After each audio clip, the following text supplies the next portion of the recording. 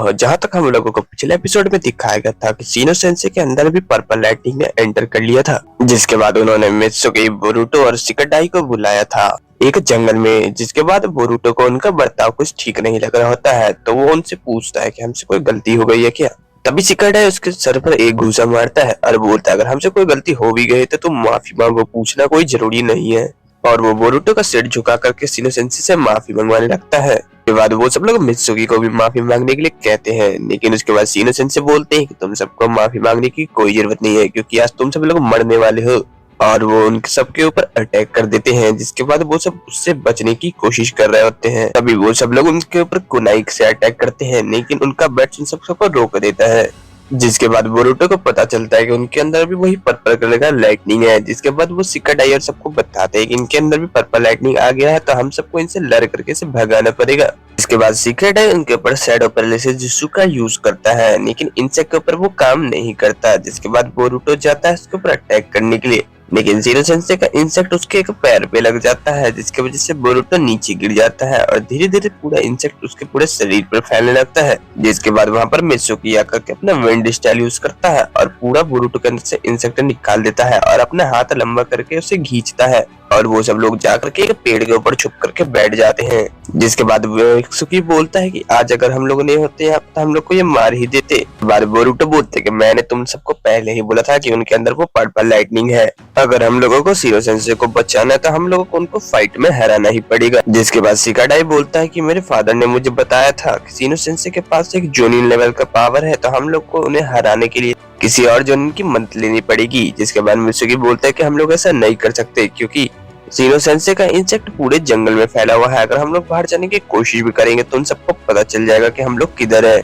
जिसके बाद scene change होता है और हम लोगों को ऑफिस का सीन दिखाया जाता है, जहाँ पर इरुका सेंसे होते हैं। वो ओको सेंसे से पूछते हैं कि सीनो सेंसे कहाँ पर गए। जिसके बाद ओको सेंसे अपने लैपटॉप में देख करके बताती है कि सीनो सेंसे अपने स्टूडेंट को आउट क्लास लेने करके गए हैं। जिसके बाद वापस से सीन चेंज होता है, हम लोगों को दिखाया जाता है कि बोरुटो के पीठ पर कुछ इंसेक्ट होते हैं, जिनसे वो सब डर जाते हैं। लेकिन फिर शिकाडाई जा करके उसे चेक करता है तो वो इंसेक्ट सीनो सेंसे के नहीं होते हैं। लेकिन तभी शिकाडाई आगे जाने लगता है, तभी बोरुटो को दिखता है कि शिकाडाई के सामने में ही सीनो सेंसे के इंसेक्ट खड़े हैं और उसके अंदर से सीनो सेंसे निकल जाते हैं और वो उन सबके ऊपर अटैक कर देते हैं। जिसके बाद वो सब लोग भागने लगते हैं, लेकिन मित्सुकी पहले ही उधर से भाग चुका होता है। तभी वो लोग भागते भागते शिकाडाई बोरुटो से बोलता है कि उसके ऊपर एक पेपर बम से अटैक करो। जिसके बाद बोरुटो एक पेपर बम से अटैक करता है, लेकिन उसके ऊपर कुछ नहीं होता और वो सब लोग भागते रहते हैं। तभी शिकाडाई का एक बार पानी के अंदर चले जाता है, तभी वहां पर पानी का छींटा उड़ता है, जिसकी वजह से वो इन सब भागने लगते हैं। जिसके बाद शिकाडाई समझ जाता है कि इन सब इंसेक्ट को पानी से डर लगता है।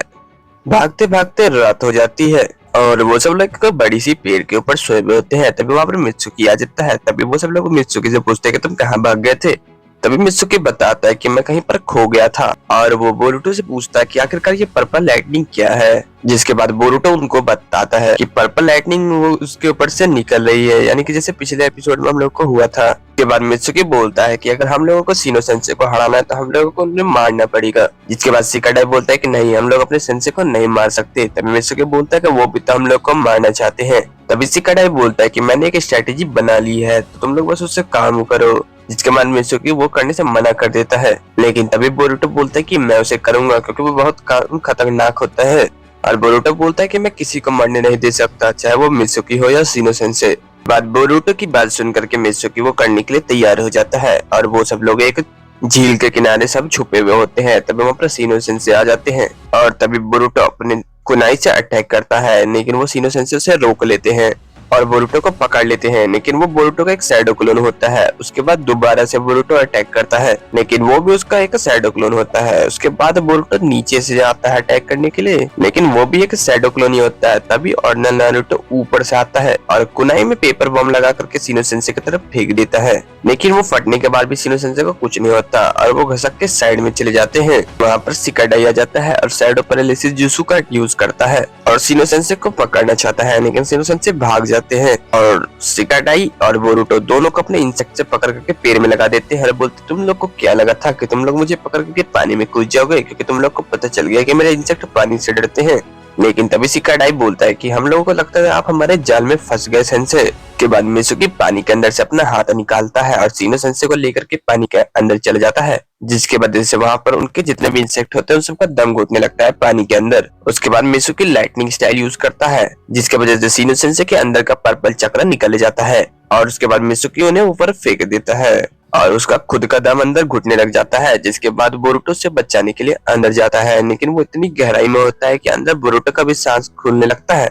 तभी शिकाडाई इन सबको बचाने के लिए जा रहे होते, तभी पीछे से शिनो सेंसे बोलते कि रुको, और वो सीधा कूद जाते हैं पानी के अंदर उन दोनों को बचाने के लिए। और उसके बाद सीन चेंज होता है और हम लोगों को दिखाया जाता है हॉस्पिटल का सीन, जहाँ पर शिनो सेंसे उन तीनों से माफी मांग रहे होते हैं। थोड़ी देर बाद हम लोग को दिखाया जाता है कि वो होकागे ऑफिस गए हुए होते हैं और तभी होकागे बोलते हैं कि अगर तुम लोगों ने उन तीनों के ऊपर अटैक भी किया था तो उस समय तुम्हारे अंदर कोई मिस्टीरियस पावर थी, इसीलिए तुमने कोई अटैक किया। और तभी नारुतो बोलता है कि सभी बच्चों का ध्यान रखने के लिए तुम्हारा शुक्रिया। जिसके बाद शिकामारू बोलता है कि हम लोगों को जल्दी से जल्दी पता लगाना पड़ेगा कि आखिर ये मिस्टीरियस चक्र कौन सा है।